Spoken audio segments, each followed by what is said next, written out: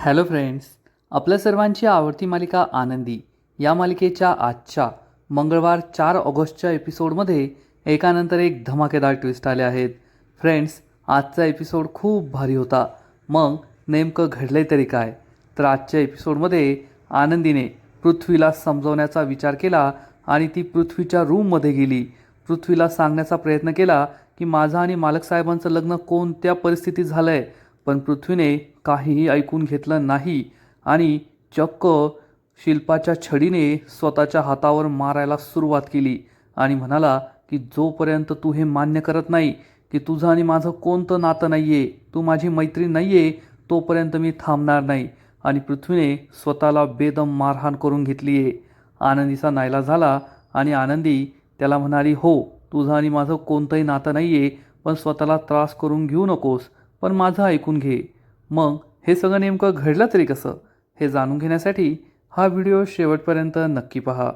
Friends, आजच्या एपिसोडच्या सुरुवातीलाच विद्याधर हा मस्त हॉलमध्ये दारू पीत पीत आनंदाचं सेलिब्रेशन करत बसलेला असतो आणि तेवढ्यात घरातील 2 नौकर तेथे येतात आणि पृथ्वीने जो फॅमिली ट्री जाळला आहे त्याची राख ते उचलत असतात. तेवढ्यात विद्याधर म्हणतो, थांबा रे. विद्याधरला आठवतं की पृथ्वीने आणि मिताली प्रांजल यांनी हा फॅमिली ट्री कसा जाळून टाकला होता आणि युगंधरचा कसा अपमान केला होता. विद्याधर या 2 नौकरांना म्हणतो, या राखेला हात लावायचा नाही. ही राख म्हणजे युगंधर आणि त्याच्या कुटुंबाची राख झाल्याचं प्रतीक आहे. त्यामुळे ही राख अशीच येथे राहणार, याला कुणी हातसुद्धा लावायचा नाही. पण हे नौकर मालक साहेबांचे इमानदार असतात, त्यामुळे ते तेथेच थांबतात. पण विद्याधर त्यांच्या अंगावर धावून जातो, त्यामुळे हे दोघे तिथून पळून जातात. विद्याधर खूप खुश होतो. या राखेजवळ येतो आणि म्हणतो, युगंधर, तुला काय वाटलं खेळ संपला? अरे, खेळ तर आत्ता कुठे सुरू झाला आहे. आता तर फक्त ठिणगी पडली आहे. अजून मोठी आग लागायची बाकी आहे. अजून तर वणवा पेटणार आहे. असा विचार करून विद्याधर खुश होतो. मग या राखेजवळ बसतो आणि ही राख हातात घेतो आणि म्हणतो, आनंदी, येतोय मी तुझ्याबरोबर होळी खेळायला. असा विचार करून युगंधर हा आनंदीकडे किचनमध्ये येतो. इकडे आनंदी ही त्याच गोष्टीचा विचार करत असते की आता हे सगळं प्रकरण कसं निस्तरायचं आणि पृथ्वीला ती चुकीची चिठ्ठी कशी मिळाली. आणि तेवढ्यात विद्याधर तेथे येतो आणि आनंदीच्या चेहऱ्यावर ही राख फेकतो. आनंदीला कळतच नाही की कोण आलंय. आनंदी विचारते, कोण आहे, कोण आहे? तेवढ्यात विद्याधर आनंदीच्या जवळ येतो आणि आनंदीच्या चेहऱ्याला ही राख लावतो आणि म्हणतो, हॅप्पी होली आनंदी. विद्याधर आलाय त्यामुळे आनंदीला खूप भीती वाटते. आनंदी विचारते, विद्याधर सर तुम्ही? तर विद्याधर सांगतो, आनंदी, तुला माहिती आहे का मी तुझ्या चेहऱ्याला काय लावलंय? फॅमिली ट्रीची राख लावली मी, राख. आता निंबाळकर कुटुंबाच्या नात्यांची जी राख झाली ना, ती राख मी तुझ्या चेहऱ्याला लावली आहे. आणि लवकरच मी तुझी आणि त्या तुझ्या लाडक्या मालक साहेबाची सुद्धा राख करणार. आनंदीला खूप वाईट वाटतं. विद्याधर तिला सांगतो, माझ्यासमोर खूप उड्या मारत होती ना तू, जेव्हा त्या दिवशी तू मला सांगत होतीस ना की पृथ्वी आणि मुलांनी मला कसं आई मानलंय, कसं त्यांनी मला स्वीकारलंय, आमचं नातं स्वीकारलंय, तेव्हा मी मनातल्या मनात हसत होतो. कारण सत्य फक्त मला माहीत होतं आणि ती चिठ्ठी बदलली आहे हे तुला माहीत नव्हतं. आनंदीला जबर धक्का बसतो. विद्याधर आनंदीला म्हणतो, आता पहा, मी तर फक्त युगंधर आणि त्याच्या मुलांच्या नात्याची राख केली आहे, पण आता मी तुझ्या आणि युगंधरच्या नात्याची सुद्धा राख करणार.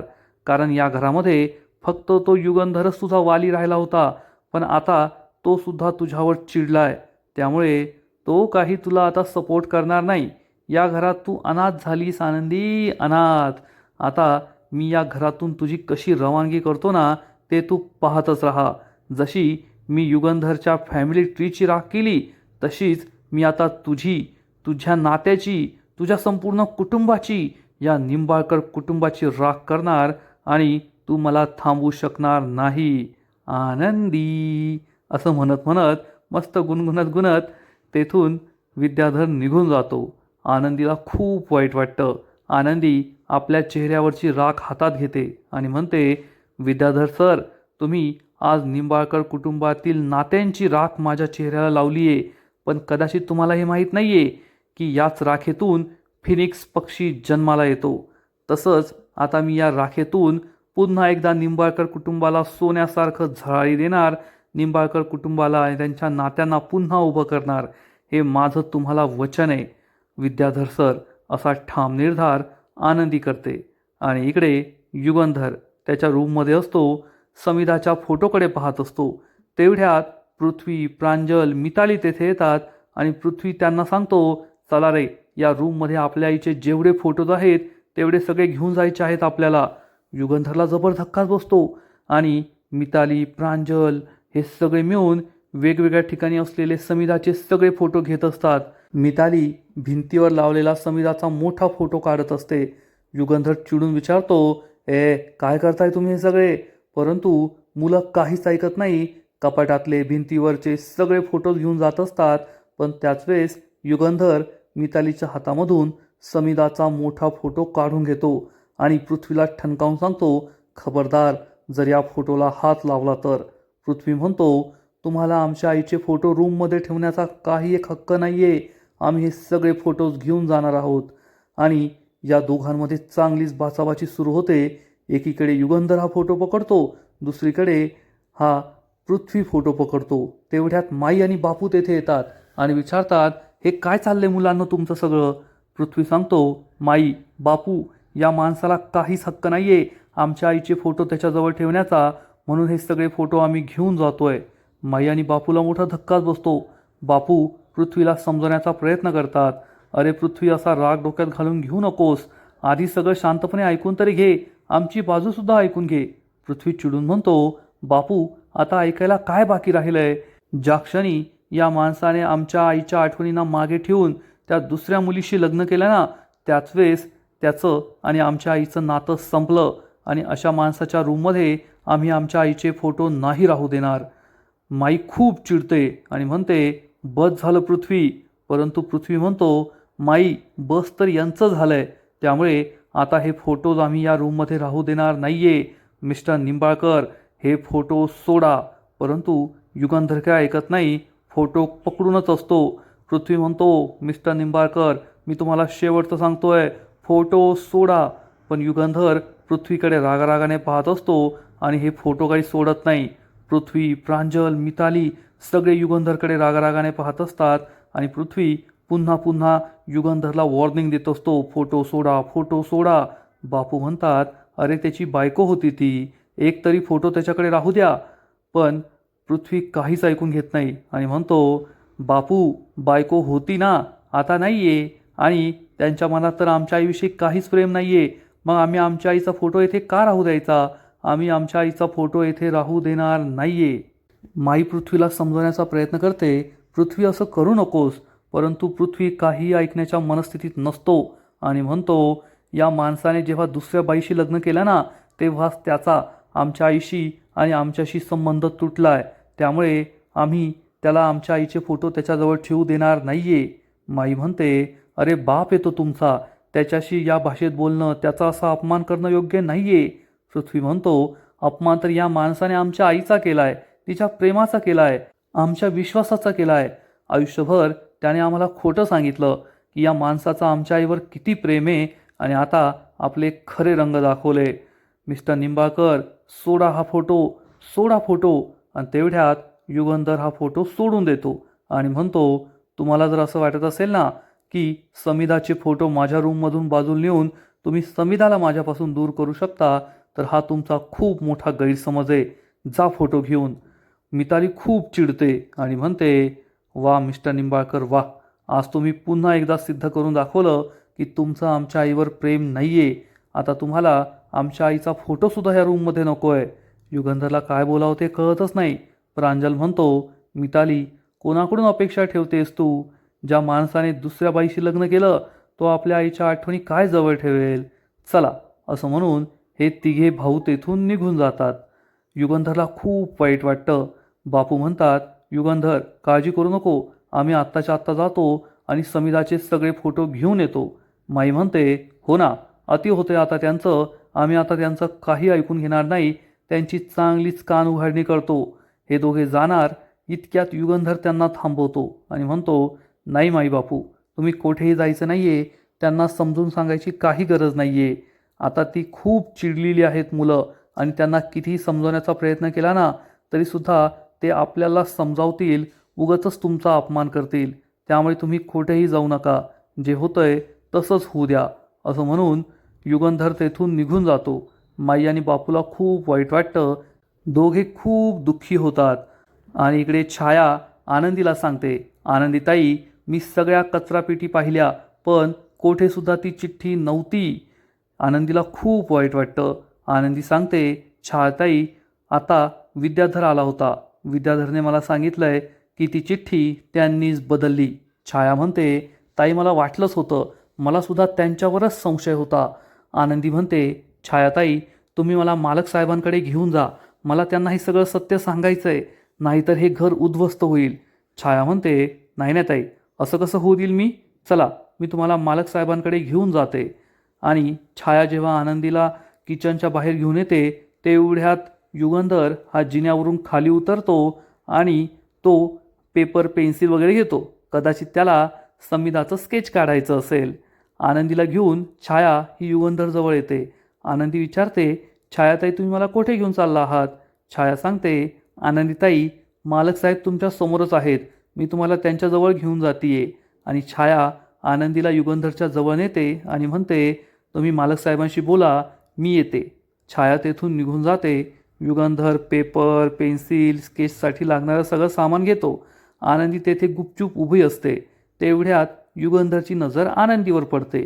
युगंधर हा आनंदीशी काही न बोलता तेथून जात असतो. आनंदीला त्याच्या पावलांचा आवाज येतो. आनंदी त्याला थांबवते आणि म्हणते, थांबा मालक साहेब, मला तुमच्याशी एका महत्त्वाच्या विषयावर बोलायचं आहे. युगंधर थांबतो. आनंदी त्याला सांगते, मी चिठ्ठीमध्ये सगळं खरं खरं लिहिलं होतं, पण विद्याधर सरांनी ती चिठ्ठी बदलली होती. हे ऐकून युगंधर खूप चिडतो आणि म्हणतो, आनंदी, मला तुझा राग आलाय, त्या विद्याधरचा नाही. कारण विद्याधर कसा आहे, तो कोणत्या पातळीला जाऊ शकतो हे आपल्याला चांगलं ठाऊक आहे. तरीसुद्धा एवढ्या महत्त्वाच्या पत्राबद्दल तू इतका मोठा हलगर्जीपणा कसा केलास? तू खूप मोठी चूक केली आनंदी, त्यामुळे हे सगळं झालंय. आनंदीला वाईट वाटतं. तिलासुद्धा तिची चूक समजते. युगंधर म्हणतो, पण मी हे सगळं तुला का म्हणतोय? तुझी यात काहीच चूक नाही आहे. खरं सांगायचं तर चूक माझीच आहे. कारण जेव्हा मुलं घरी येणार होती आणि तू मला सांगितलंस की आपण त्यांच्यासमोर असं नाटक करूया की मी तुमची बायको नाही तर या घरची मोलकरीण आहे, तेव्हाच मी तुला थांबवायला हवं होतं की नाही, असं खोटं वागायला नको. त्यांना सगळं खरं खरं सांगूया, कारण आज न उद्या त्यांना सगळं सत्य कळणारच आहे. पण तेव्हा मी तुझ्या खोट्यात सामील झालो आणि आज हे सगळं होऊन बसलंय. खरं सांगायचं तर चूक माझीच आहे.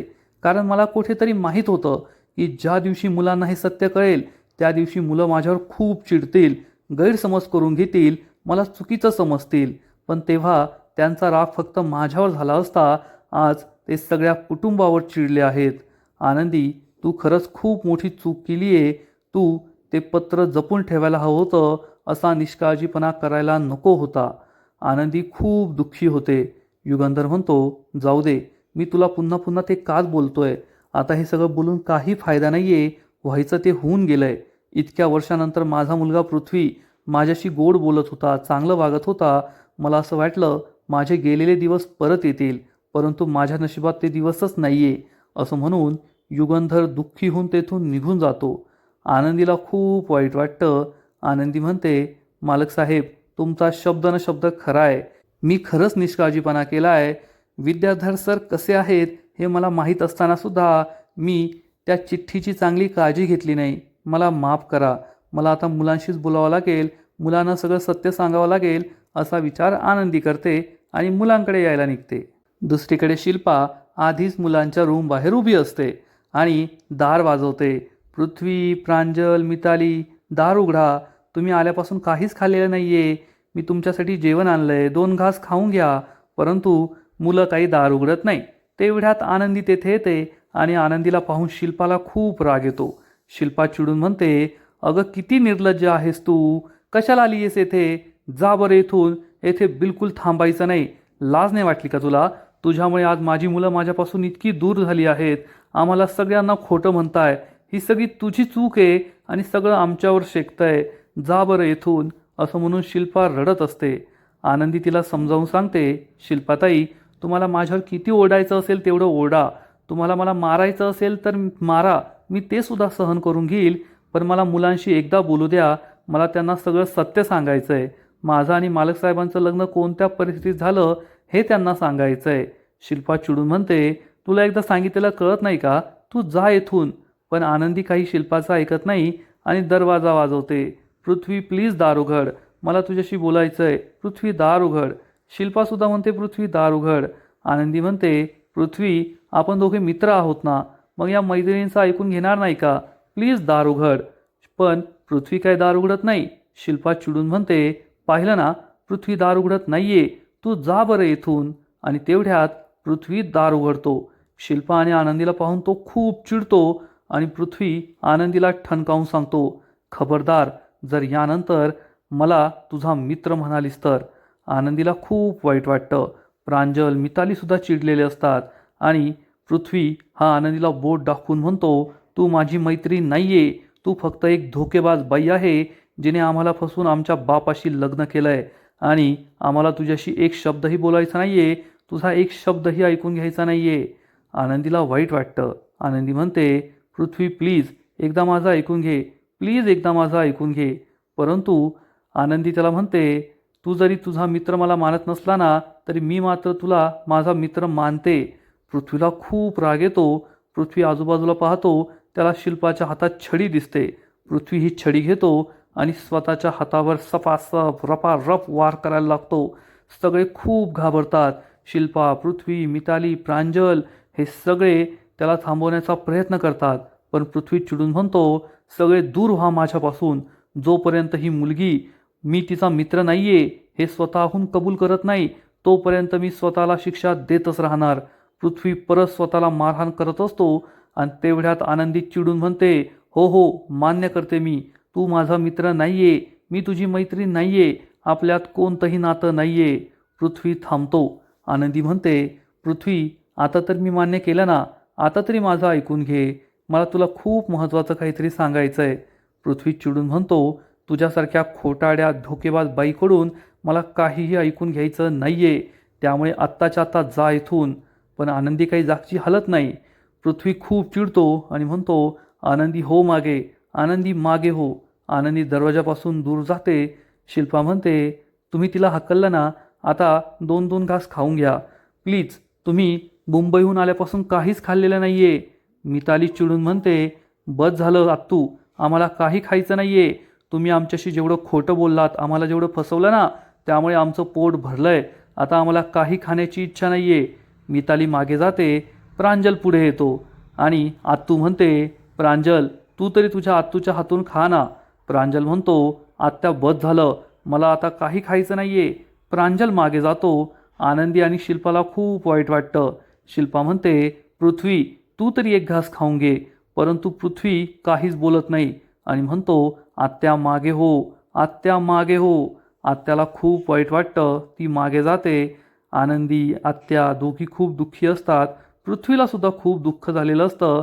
आपल्या कुटुंबाशी आपण इतक्या वाईट पद्धतीने वागतोय हे त्याला सुद्धा सहन होत नाही. पण आनंदी आणि युगंधरचं लग्न हे त्याला काही पटलेलं नसतं आणि आजचा एपिसोड येथेच संपतो. फ्रेंड्स, आनंदी मालिकेचा आजचा एपिसोड खरंच खूप भारी होता, इंटरेस्टिंग होता.